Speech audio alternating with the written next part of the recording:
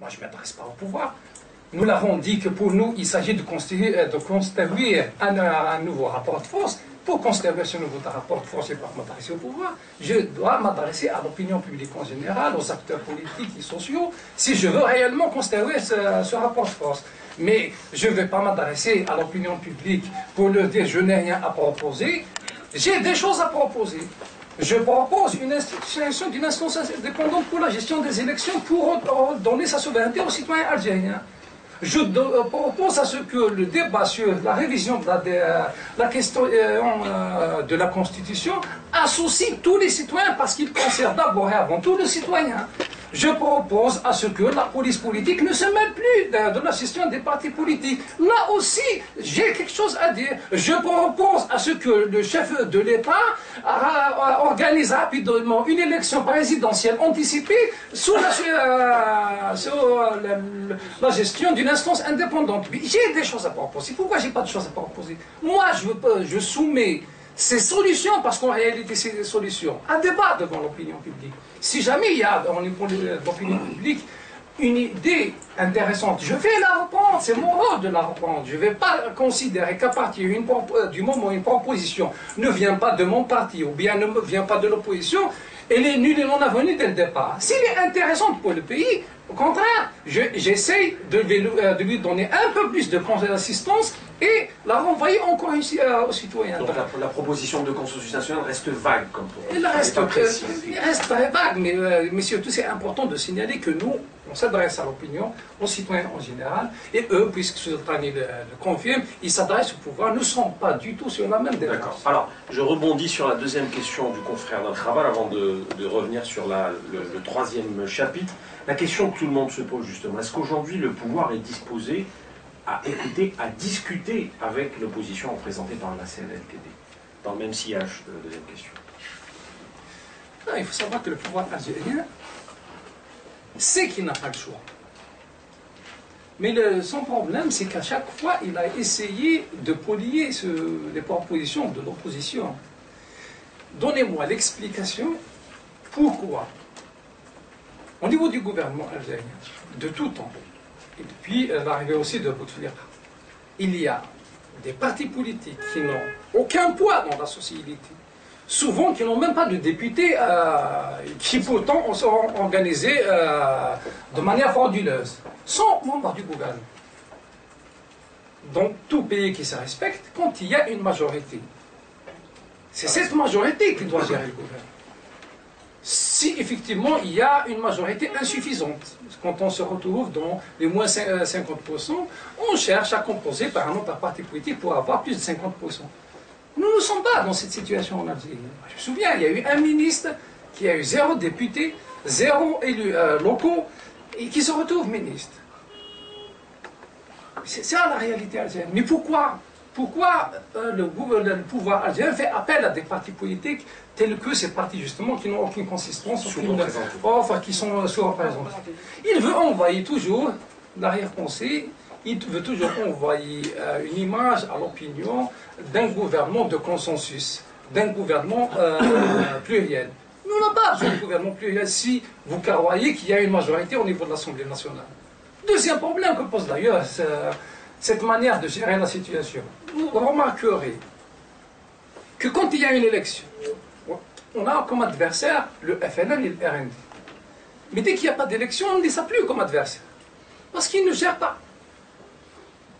Ils se retrouvent dans des élections, ils peuvent dire qu'on n'est pas responsable de la gestion du gouvernement. Donc il est temps d'accepter l'idée de l'institution d'une instance indépendante parce que ça va régler beaucoup de problèmes. Celui qui gagne les élections doit gérer. D'accord. Et s'il a plus de 50%, il doit gérer seul. D'accord. Alors le troisième volet de la question du confrère d'Al-Khabar, la contradiction qu'on remarque aujourd'hui entre membres du gouvernement sur l'austérité, sur les gaz de schiste, etc. Non, d'abord le plus important à dire sur ça, c'est qu'ils ne sont pas convaincus que l'exploitation du gaz de schiste va régler le problème. Déjà, ils n'ont jamais été convaincus. Ils ont raison de ne pas être convaincus parce qu'en réalité, on essaie de lire un certain nombre d'informations qui sont rapportées ou bien dites par des experts économiques. L'exploitation du gaz de schiste aux USA et au Canada coûte à peu près $60. Quand on sait que le prix du baril est actuellement à moins de $50, et quand on sait aussi que rapidement, il va descendre peut-être même à moins de $37, et de référence payé en considération dans l'élaboration des lois de finances. Pourquoi exploiter ce gaz de schiste? Quand ils disent non, non, on ne va pas l'exploiter, on va juste explorer. Il ne peut pas y avoir d'exploration sur l'exploitation. Ce n'est pas vrai. Parce que l'exploration a un pays. Et ce pays, il faudra le récupérer. Donc si on explore, on est obligé d'exploiter. Et plus le problème aussi dont il ne parle pas, c'est le problème de la réserve souterraine. La réserve d'eau, la nappe phréatique. C'est ça le vrai problème. Maintenant, ils ne disent pas aussi qu'est-ce qui a fait que le prix du baril a baissé beaucoup ces derniers temps. C'est l'exportation du gaz de schiste par les Américains et les Canadiens. En tout cas, c'est une des raisons qui ont fait que le prix du baril a baissé. Si nous aussi, on s'y met à produire du gaz de schiste, ça veut dire que le pays va baisser encore une fois dans une conjoncture où la Libye a repayé avec l'exportation en hydrocarbures. Je pense qu'ils sont à peu près à 800 000 barils jour. Ils vont atteindre, paraît-il, ils peuvent aller jusqu'à 2,5 millions de barils jour. C'est pareil pour l'Irak qui a repayé, qui est à peu près à plus de millions, qui peuvent, eux, atteindre autour de 30 millions de barils jour en exportation. Donc c'est beaucoup. Ils oublient aussi qu'il y a un certain nombre de pays industrialisés dont l'économie s'est affaiblie ces derniers temps, donc ils ne sont plus demandeurs comme avant. Ils oublient parce que quand ils nous bluffent, l'OPEP va décider de réduire sa production pour influer sur les pays. Il ne peut pas influer au niveau de l'OPEP. L'OPEP a perdu de son poids durant les années 70. L'OPEP détenaient autour de 50% de la production mondiale. Maintenant, ils sont à peu près à 30%, donc ils n'ont plus d'influence sur le cours des pays. D'autant plus aussi, à l'intérieur de l'OPEP même, la majorité de ceux qui ont la majorité dans la production, c'est les pays du Golfe. Et on n'a aucune emprise sur ces pays du Golfe. Ils sont souvent sur l'emprise de puissance occidentale. Donc voilà. Le problème qui me gêne et qui gêne le citoyen, mais c'est aussi qui gêne un parti politique pour parler de ce genre de questions, c'est qu'on n'a pas de données réelles. Si on sait qu'en Arabie Saoudite, le coût de revient en tout cas d'un baril de pétrole, il est autour de 20 à 25 $. Mais en Algérie, on ne connaît pas. On ne connaît pas le chiffre réel des volumes de production algériens. On ne connaît pas le volume exact qu'on exporte. Donc on n'a pas ces informations, on ne peut pas avoir l'analyse qu'il faut de la situation. Mais je pense que le vrai problème du pouvoir en général, que ce soit sur les gaz de schiste, que ce soit sur l'austérité aussi. C'est elle qui dit on est en crise, les autres ministres qui essaient de tranquilliser, le simple citoyen. En fait, le plus grand problème que pose l'austérité telle que préconisée par le gouvernement, c'est qu'ils veulent faire payer à la population les fautes que le pouvoir a commises à travers sa mauvaise gestion de la situation depuis plus d'une quinzaine d'années. Parce que quand on voit ce qui est annoncé comme mesure d'austérité, nous avons le droit en tant que citoyens et nous devons les refuser. Parce qu'ils doivent nous envoyer d'abord des messages sur des mesures d'austérité qui doivent toucher le terrain de vie de l'État. D'abord, il faudra réfléchir peut-être à réduire le nombre de représentations diplomatiques de l'Algérie à l'étranger, notamment dans les pays où il n'y a aucun intérêt pour l'Algérie à défendre. Il faudra peut-être penser dès maintenant à supprimer carrément les daïras, au minimum réduire le nombre. Il faudra penser rapidement à réduire le nombre de ministères. Nous sommes à 36 ministères. Je vous dis, nous sommes sur le siège d'un journal qui peut me dire qu'il connaît l'ensemble des ministres algériens. On ne les connaît pas. Pourquoi on ne les connaît pas? Parce qu'ils sont inactifs, ils ne peuvent pas être visibles, ils ne proposent rien, ils ne réalisent rien sur le terrain. Donc ils sont inutiles pour la majorité. Pensons déjà à réduire le nombre de ministères. Et vous allez voir qu'il y aura beaucoup d'argent qui va être mis de côté. Les subventions aux partis politiques, vous savez combien ça coûte les subventions aux partis politiques?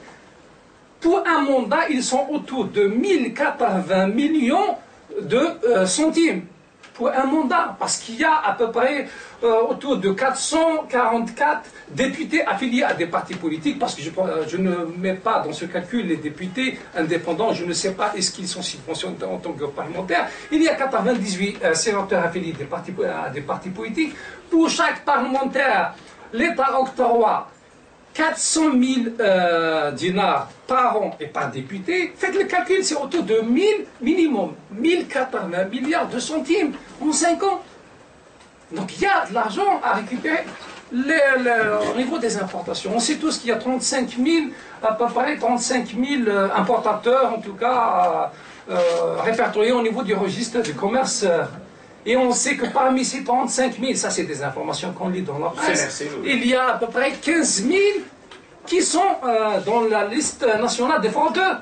Et on sait aussi que la fraude, cette fraude est estimée à peu près à 10 milliards d'euros. C'est des sommes faramineuses. Et vous allez me demander, le citoyen, il va payer au niveau de l'hôpital. Mais c'est important pour l'hôpital, parce qu'ils essaient de nous faire croire, de nous prouver que les soins en Algérie, c'est gratuit. Mais ce n'est pas vrai. Parce que quand on va à l'hôpital, les radios, on les fait ailleurs. Le transport, vous savez qu'il y a beaucoup de wilayas qui n'ont pas d'hôpitaux chez eux, qui se déplacent vers Alger pour se soigner. Combien leur revient? Les soins en Algérie coûtent très cher. Et en plus, dans ce genre de conjoncture, puisque nous allons vers des périodes difficiles, il faut penser en priorité à ces couches défavorisées.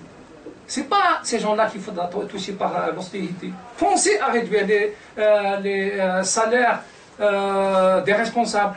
Le train de vie de l'État aussi. Le train de l'État en général, si je vous disais, donc les ambassades, les daïras, le nombre de communes, le nombre d'élus. On est en plein conséquence des nouvelles lois adoptées en 2011, notamment le code communal et le code du wilaya, qui ont augmenté le nombre d'élus et qui maintenant tous, pratiquement touchent un salaire. Il est temps de réfléchir justement à comment réduire le nombre d'élus, le nombre d'APC. C'est quoi le rôle d'une daïra?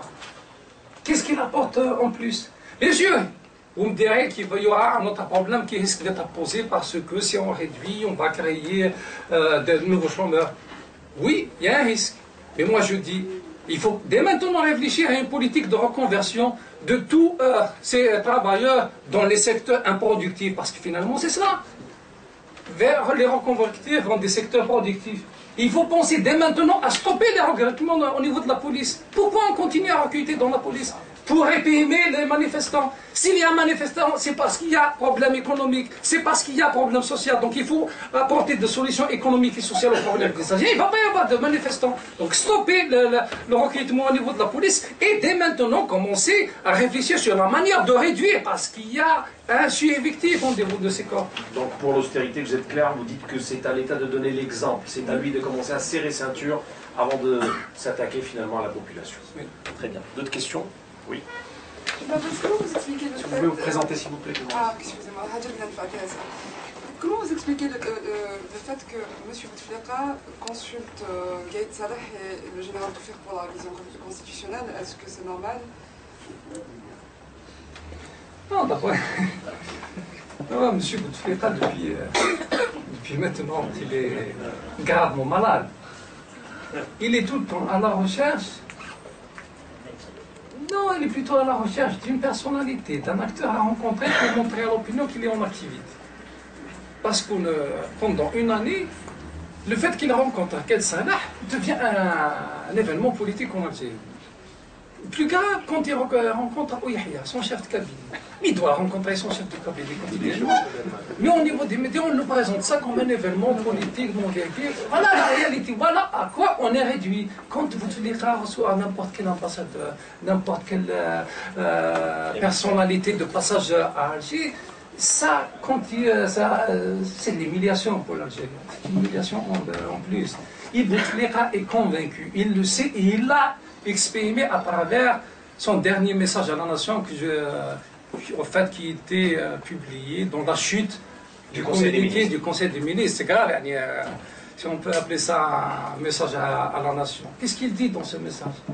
En gros, il dit que les consultations autour de la révision de la Constitution organisées, notamment en mois de mai, mois de juin, conduites par Ouyahia, c'est un échec.